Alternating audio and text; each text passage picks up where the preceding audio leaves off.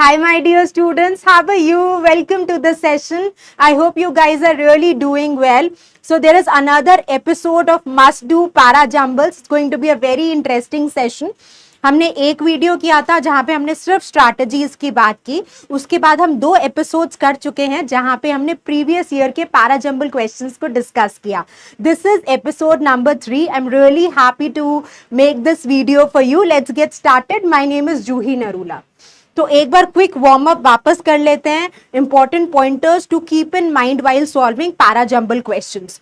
देखिए, para jumble questions इतना घबराने वाली बात है नहीं जितना आपने फियर क्रिएट कर रखा है. फियर हर बार इसलिए भी होता है क्योंकि स्टूडेंट्स को लगता है कि ऑप्शन नहीं है, टीटा फॉर्मेट में क्वेश्चंस है, तो वो थोड़ा मेंटली इंटिमिडेटिंग हो जाता है. पर अगर आप रैशनली देखोगे तो ये यही चेक कर रहा है कि क्या आप गिवन इंफॉर्मेशन को राइटली कॉम्प्रिहेंड कर पाते हो. और अगर आप कर पाते हो, आप डेफिनेटली पैरा जंबल्स के क्वेश्चंस को एस कर सकते हो. और ऐसा नहीं है कि हर क्वेश्चन बहुत ज्यादा टाइम कंज्यूम करता है. अगर आप इंटेलिजेंटली क्वेश्चन सिलेक्शन करोगे तो आप देखोगे कि आप बहुत अच्छी एक्यूरेसी रेट को अचीव कर सकते हो इन दीज क्वेश्चंस.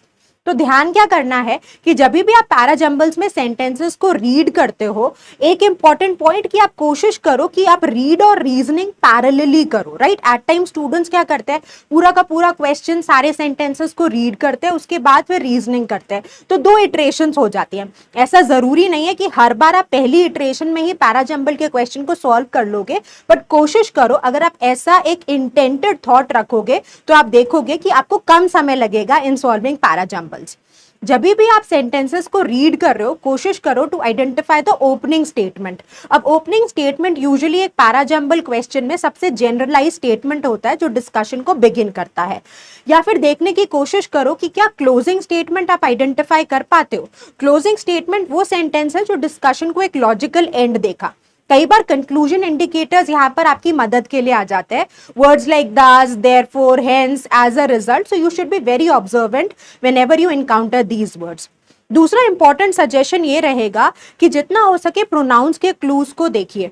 प्रोनाउंस क्या होते हैं, दिस, दैट, दीज, दोज. तो ये वर्ड्स आपको हेल्प करते हैं आइडेंटिफाई करने में मैंडेटरी पेयर. अब मैंडेटरी क्या मतलब, मैंडेटरी मतलब कंपलसरी, एसेंशियल. तो अगर आप 4 सेंटेंसेस में या 5 सेंटेंसेस में, जैसा भी आपको क्वेश्चन प्रेजेंट होता है, कोई 2 सेंटेंसेस ढूंढ लेते हो जो आपस में एक दूसरे के बाद आना जरूरी है, यानी they form a connection, right? They form a pair which is inseparable.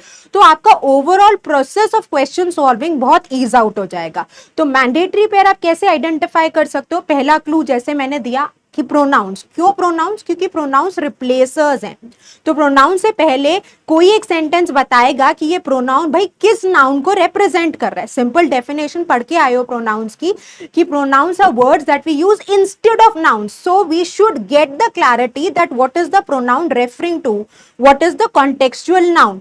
Right, अगर आप इसमें डेमोन्स्ट्रेटिव्स को ऑब्जर्व करोगे, दिस, दैट, दीज, दोस, तो भी क्वेश्चन सॉल्विंग का प्रोसेस बहुत सिंप्लीफाई हो जाता है.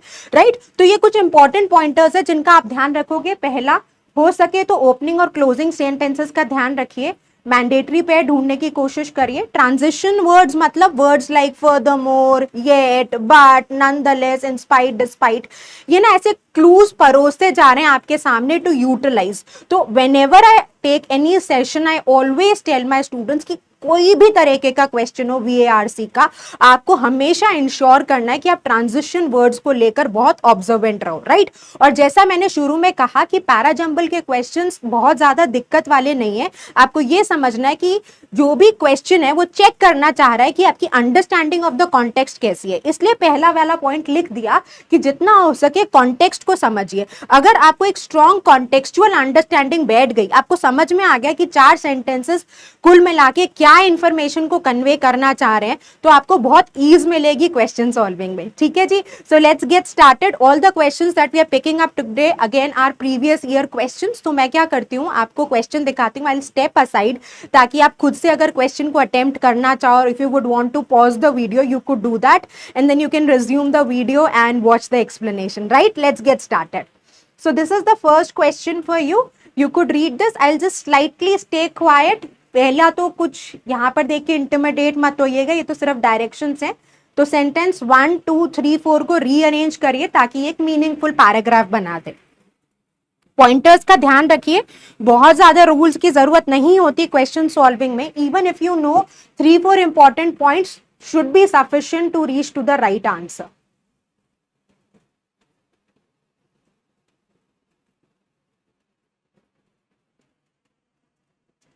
Right, so I am sure you have read it. अगर आपने नहीं रीड किया तो आप वीडियो को यहाँ पर पॉज कर सकते हो और रीड कर सकते हो. Let's begin with the discussion.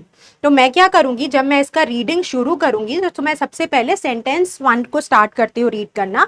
But now we have another group. तो यहाँ पर 2 वर्ड्स आए. एक तो आया बट. तो बट कब आता है, जैसे सपोज करो मेरे फ्रेंड ने मुझे इनवाइट किया but I was unwell, right. तो बट क्या करेगा, डिस्कशन को दूसरी डायरेक्शन में लेके जाएगा. यानी कि ये एक स्टार्टिंग ओपनिंग स्टेटमेंट नहीं हो सकता. बस यही रीजनिंग आपको पैरेलली करनी है, right. Now another thing, now ये भी एक टाइम ट्रांजिशन है. We have another group. तो अनदर के पहले अगर हम कह रहे हैं दिस इज अनदर एपिसोड, तो इससे पहले कोई रेफरेंस होना जरूरी है. तो 3 क्लूज आ गए आपके पहले सेंटेंस में, जिसने बड़ा क्लियरली कह दिया कि भाई sentence 1 can not be the opening statement. चलो let's read further. But now we have another group, the unwitting enablers. ठीक है, पढ़ते हैं आगे. Democracy and high level of inequality of the kind that have come to characterize the United States are simply incompatible. ठीक है, एक promising opening statement हो सकता है.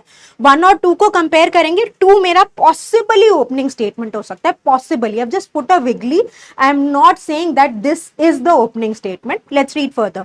Believing these people. तो दीज किसको रेफर कर रहा है, ये आपको आइडेंटिफाई करना है, राइट. अगेन डेमोन्स्ट्रेटिव्स को आपने यूज किया. These people are working for a better world. They are actually at most chipping away at the margins, making slight course corrections, ensuring the system goes on as it is uninterrupted. अब आप sentence number 2 को देखो. इसने बोला था incompatible है, democracy और high levels of inequality है. तो अब यहां पर 3 और 2 में तो कोई कनेक्शन नहीं दिखता. तो हम ये ध्यान में रखेंगे कि हम बार बार एस्टैब्लिश भी करते जाएंगे कि कोई रिलेशन, कोई 2 सेंटेंसेस एस्टैब्लिश कर रहे हैं, जिससे मैंडेटरी पेयर आइडेंटिफाई करना हमारे लिए आसान हो. Let's read the last sentence. Very rich people will always use money to maintain their political and economic power. तो आप सेंटेंस नंबर 2 और 4 में एक डायरेक्ट कनेक्शन देखोगे, ठीक है, क्योंकि इसने बोला कि हाई लेवल्स ऑफ इनइक्वालिटी, और कैसे इनइक्वालिटी है वो सेंटेंस 4 ने एक्सप्लेन कर दिया कि very rich people will always use money to maintain their political and economic power. तो इन चारों में सेंटेंसेस में आप एक चीज ऑब्जर्व करोगे, जो सबसे ज्यादा जनरलाइज स्टेटमेंट है वो स्टेटमेंट नंबर 2 है, जो डिस्कशन को बिगिन करेगा. और इनइक्वालिटी को एक्सप्लेन सेंटेंस नंबर 4 कर रहा है कि जो वेरी रिच पीपल हैं they will always use money to maintain their political and economic power. तो 2 को डेफिनेटली 4 फॉलो करेगा. तो ये एक मैंडेटरी पेयर हो गया. कई बार 3 सेंटेंसेस भी फिगर आउट हो जाते हैं. Say for instance, not for this case, 2 4 1, ये तीनों साथ साथ जाएंगे, right. So you can look for such clues and try to simplify the game at every possible sentence that you are reading, right. अब यहां पर ये 2 सेंटेंसेस तो क्लियर है. अब हमारे पास ये वर्ड है but now we have. So this is one group and what is the other group, that other group is unwitting enablers. तो आप देख रहे हो कैसे एक थ्रेड ऑफ आइडियाज क्रिएट हो रहा है. So definitely after 4 we can place 1.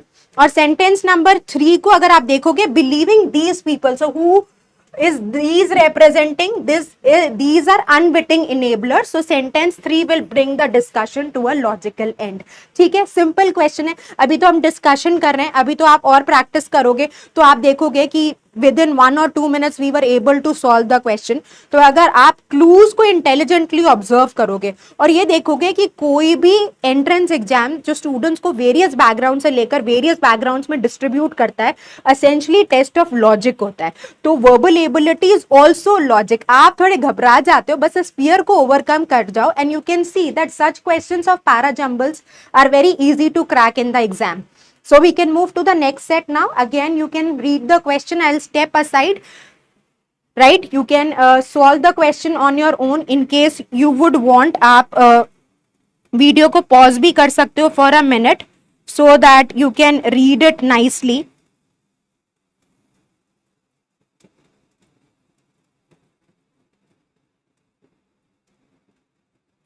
Very important to be logical and take care of the key pointers that we have discussed in the beginning. और अगर फिर भी आपको नीड लगती है कि मैम ज्यादा थ्योरी देखने की जरूरत है, तो प्लेलिस्ट क्रिएटेड है, इसका जो पहला सेशन है जहां पर सिर्फ स्ट्रैटेजीज की बात करी गई है डिटेल में, आप वो वीडियो भी देख सकते हो।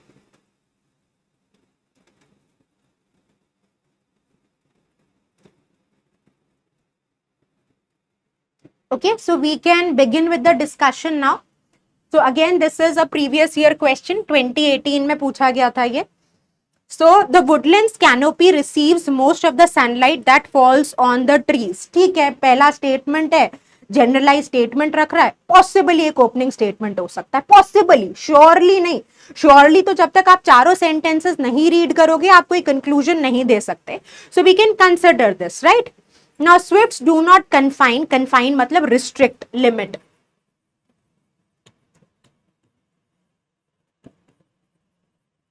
Restrict themselves to woodlands but hunt wherever there are insects in the air with their streamlined bodies. अब their किसको रेफर करेगा, that we have to figure out. ठीक है. With their streamlined bodies, swifts are agile flyers, ideally adapted to twisting and turning through the air as they chase flying insects, the creatures that form their staple diet. ठीक है. So again you can see swifts and swifts, there can be some connection between these two statements, that is sentence number 2 and 3. तो अब किस order में आएगा that we will figure out, but we know कि हाँ possibly ये with their streamlined bodies किसकी हैं, swifts. ये modifier किसको टच कर रहा है, swifts को कर रहा है. swifts को explain कर रहे हैं कि they are agile flyers. And then they're saying swifts do not confine themselves to woodlands but hunt wherever there are insects in the air. तो पहले उन्होंने कह दिया कि they are chasing insects, the creatures that they form their staple diet, और फिर जहां पे भी insects होती है वहां पे चले जाते हैं. तो यहां पर तो सीक्वेंस अरेंज करना बहुत मुश्किल नहीं है. 3-2 can be a possible sequence. अब देखते हैं sentence number 4. So hundreds of thousands of insects fly in the sunshine above the canopy. तो देखो कैनोपी का डिस्कशन यहां पर हुआ था, कैनोपी का डिस्कशन यहां पर हुआ. अब अगर 1 और 4 पे तुम देखोगे तो which is a broader statement, generalize statement तो सेंटेंस नंबर 1 है, यानी कि क्लियरली सेंटेंस 1 को ओपनिंग स्टेटमेंट डाल दो. उसके बाद कैनोपी का फर्दर एक्सप्लेनेशन सेंटेंस 4 देता है, राइट. तो 1-4 तो स्टैंडर्डाइज्ड ओपनिंग सेगमेंट हो गया, और उसके बाद आपने ये तो बहुत आसानी से डिकोड कर लिया कि 3-2 एक मैंडेटरी पेयर है.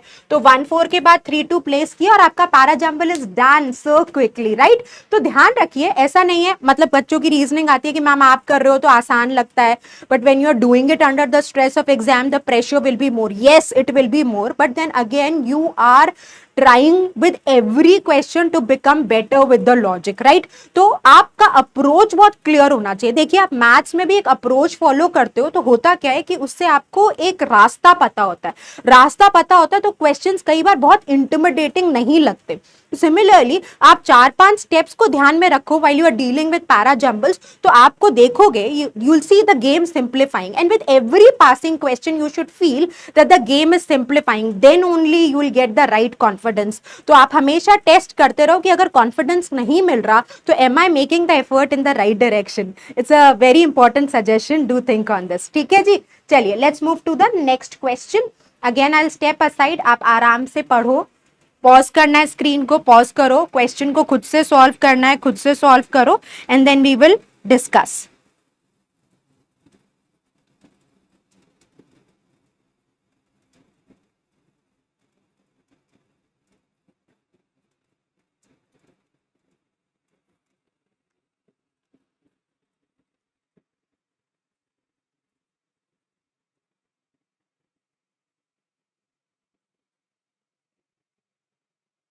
Okay, so I am sure you have read it. अगर आपने अभी तक रीड नहीं किया, हो सकता है, विच इज वेरी नॉर्मल कि आपने अभी तक रीड नहीं किया हो क्योंकि लंबा है, sentences are very lengthy. So in that case you can pause the video और उसके बाद आप रिज्यूम कर लेना. ठीक है, चलो. So let's C.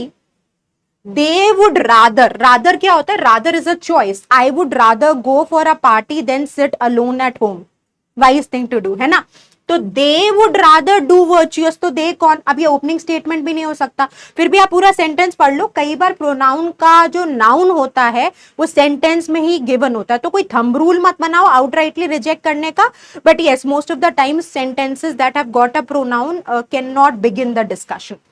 So they would rather do virtuous side projects assiduously as long as they would not compel मतलब force them into doing their day jobs more honorably or reduce the profit margins. तो virtuous are noble tasks, right? Kind things to do. ठीक है. उसके बाद they would fund 1 million of the buzzwordy programs. Again, कौन दे? Let's see. तो मतलब अब 2 से भी मैं बहुत कन्विंस नहीं हूं कि ये ओपनिंग स्टेटमेंट हो सकता है. 1 मैंने पूरा सेंटेंस पढ़ के डिस्कार्ड कर दिया कि भाई तुम मेरे ओपनिंग स्टेटमेंट नहीं हो. Let's come to sentence number 2. They would fund 1 million of buzzwordy programs rather than fundamentally question the rule of their games or alter their own behavior to reduce the harm of the existing distorted, inefficient and unfair rules. तो यानी कि आप पूरे sentence का असेंस grab करना जरूरी. आप सोचो कि मैं सिर्फ दे देम दीज दोस करके क्वेश्चन क्रैक कर जाऊंगी या कर जाऊंगा, then you are wrong here. आपको समझना पड़ेगा कि कहानी क्या चल रही है. सो वी आर सेइंग कि they will fund 1 million of buzzwordy programs rather than, instead क्या करेंगे, questioning the rule of the game, या फिर खुद का बिहेवियर चेंज नहीं करेंगे, to reduce the harm the existing distorted which is not right, inefficient and unfair rules. तो आगे पढ़ते हैं. अब 1 और 2 मेरा ओपनिंग नहीं हो सकता. कई बार क्या होता है, हम कॉन्टेक्स्ट समझने में इतने जज्बाती हो जाते हैं कि हम ये भूल जाते हैं कि हमें रीअरेंज भी करना है, right. So come back to this point कि अच्छा मुझे पैरेलली रीजन आउट भी करना है. So like the dieter who would rather do anything to lose weight than actually eat less, the business elite would save the world through social impact investing and philanthropic. Phil is love and anthro is mankind. Okay, philanthrope, capitalism. तो अब इन तीनों में तो भाई सबसे promising मुझे opening statement sentence 3 लगता है, राइट. अब यहां पर देखो कि वो क्या करेंगे, would rather do anything to lose weight. यहाँ पे एनालॉजी समझने की बड़ी जरूरत है. यहाँ पर उन्होंने क्या किया, डाइटर को ले आए. तो कई बार स्टूडेंट घबरा जाएंगे कि मैम ये क्या डाइटर कहाँ से आ गया, ये तो बिजनेस वाले लोगों की बात हो रही थी. पर यहाँ पर उन्होंने लेटर पार्ट में एक्सप्लेन कर दिया कि what are they doing. They the business elite would save the world through social impact investing and philanthropy capitalism, and how possibly they would fund 1 million of buzzwordy words and they would not correct their behavior, right. तो कह रहे कि rule of the game नहीं change कर रहे, खुद के behaviour में चेंज नहीं ला रहे, but what would they do, they would fund million of buzzwordy programs. ठीक है, तो I feel 3 can be a good opening statement. एक बार फिर भी फाइनल कॉल लेने से पहले सेंटेंस 4 जरूर पढ़िए, ठीक है. Doing the right thing and moving away from their win-win mentality would involve real sacrifice. Instead, it's easier to focus on their pet projects and initiatives. तो आपने सारे sentences देख लिए, और clearly अगर आप सारे sentences देखोगे तो मुझे नहीं लगता कि आपको कोई भी confusion होगा ये decide करने में कि 3 is my opening sentence and 2 is explaining it. एक बार आप खुद चाहो तो 3 और 2 को एक बार साथ read कर लो so that you can establish the connection, right? वो इनिशियल डाइटर वाला पार्ट थोड़ा सा कंफ्यूजन क्रिएट करने के लिए दिया गया, और अगर आप देखोगे पूरे कॉन्टेक्स्ट में सबसे जनरलाइज स्टेटमेंट नंबर 3 है, और rest of the sentences are building on the discussion, right. So अब उन्होंने क्या किया, यहां पर जब आप सेंटेंस नंबर 2 को पढ़ते हो, existing, so what they are not doing, they are not changing the game और they are not altering the behaviour to reduce the harm of the existing distorted, inefficient and unfair rules. अब ये देखो, doing the right thing, what is the right thing, that you alter the change और look at your behaviour, and moving away from their win win mentality would involve real sacrifice. Instead it's easier to focus on their pet projects and initiatives. और उसके बाद ऐसा कहा कि फिर क्या करेंगे, they would rather do virtuous side projects. So you can clearly see how the ideas are flowing and you can establish the connect. This is important. देखिए, अगर आपने एक बार आइडेंटिफाई किया 3 ओपनिंग है, तो आपने देखा कि वो क्या कर रहे हैं, they would save the world through social impact investing in philanthropic capitalism. How? They would fund 1 million of buzzwordy programs. क्या नहीं करेंगे, they would not check the rules of the games or alter their behavior. Why? Because doing the right thing and moving. तो doing the right thing का clue आपको ये last part of sentence number 2 से मिला, right? And once you have established कि भाई 3 2 के बाद 4 sorted है, तो 1 के लिए तो कोई जगह बची नहीं except to come in the last, right? So this sort of rationale, if you are going to use in the question solving, you will see that you are able to solve the questions correctly. And please don't get intimidated by the length of the sentences, right? ये एक बहुत बड़ा trap है. जितना ज्यादा लंबा sentence होता है उतना स्टूडेंट का फियर बढ़ जाता है क्वेश्चन को अटेम्प्ट करने में. तो आप जितने ज्यादा लेंदी सेंटेंसेस वाले पैराजम्बल्स को सॉल्व करोगे उतना आप कॉन्फिडेंस फील करोगे, आपको समझ में आएगा इतना बड़ा डरने वाली कोई बात नहीं है, right? That is the reason all the 3 episodes of para jumbles are deliberately, ऐसा नहीं है कैट में छोटे सेंटेंसेस वाले पैराजम्बल्स नहीं आते, but have not pick those intentionally so that you solve the lengthier ones and you get the right confidence, right? चलिए उसके बाद let's go to the next question. So please try attempting this question and then we will discuss.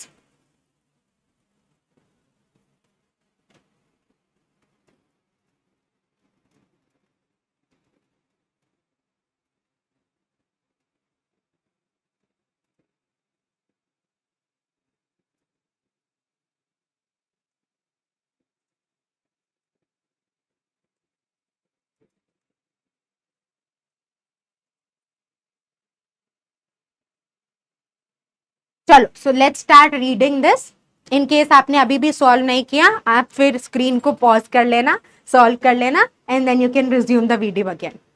Self management is thus, तो thus therefore एक conclusion type का statement है. Open तो नहीं कर सकते अनटिल एंड अनलेस कोई later part ऐसा कोई एक्सप्लिसिट क्लू दे दे. तो एक बार फिर सेंटेंस पूरा पढ़ लीजिए, ठीक है? Self management is thus defined as individual's ability to manage the symptoms, treatment, physical and psychosocial consequences and lifestyle changes inherent in living with a chronic condition. ठीक है, अब आगे बढ़ते हैं. Most people with progressive disease like dementia prefer to have control over their own selves and health care for as long as possible. तो जिनकी progressive disease होती है, मतलब ग्रेजुअली स्टेट में लॉस होता है, आपकी जो बीमारी है वो धीरे धीरे बढ़ती है, so they would want to have a control over their lives. So having control means, देखो कितना क्विकली आपने पढ़ते पढ़ते एस्टैब्लिश कर लिया, आपने कोई एक्स्ट्रा एंडेवर नहीं किया है. It is just that you are being more observant, cautious, aware while you are doing the question. तो हमने देखा कि अच्छा 10 तो हमने डाउट कर लिया कि ये स्टार्टिंग स्टेटमेंट नहीं हो सकता. 2 ठीक लगता है as a promising opening statement, but 2 और 3 में कनेक्शन तो हम एस्टैब्लिश कर ही सकते हैं ना. देखिए अभी हम ये कॉल नहीं ले रहे कि 2 ओपनिंग है, पर हम ये देख रहे 2 और 3 में कनेक्शन है. कैसे? कि उसने कहा like dementia prefer to have control over their, pay attention to this word, control over their own lives and health care for as long as possible. So having control means, so उसी idea को explain कर दिया. So that means sentence number 3 can come after 2. So having control means among other things that patients themselves perform self management activities. और आप self management पढ़ के आए थे, तो अगर आप देखोगे sentence 3 के बाद immediately 4 पढ़ने की जरूरत ही नहीं है. अगर आपका 1 statement दिमाग में, बट वैसे careless reading करोगे कि पढ़ लिया और भूल गए और कॉन्टेक्स्ट याद नहीं रहा, तो that is something that we have to be worried about, right? तो अब क्या हुआ कि patients themselves perform self management activities, और सेल्फ मैनेजमेंट एक्टिविटीज है क्या, वो सेंटेंस 1 ने एक्सप्लेन कर दिया. तो क्लियरली अब आपको आगे पढ़ने की जरूरत ही नहीं है. 3 to 1 तो सॉर्टेड है आपका, राइट? सॉरी 2 3 1 है ना. 2 ने ओपन किया, 3 ने फॉलो किया, 1. अब 4th को पढ़ लेते हैं. Supporting people in decisions and actions that promote self management is called self management support, requiring a cooperative relationship between the patient, family and the professionals, which definitely is a good statement to conclude the discussion.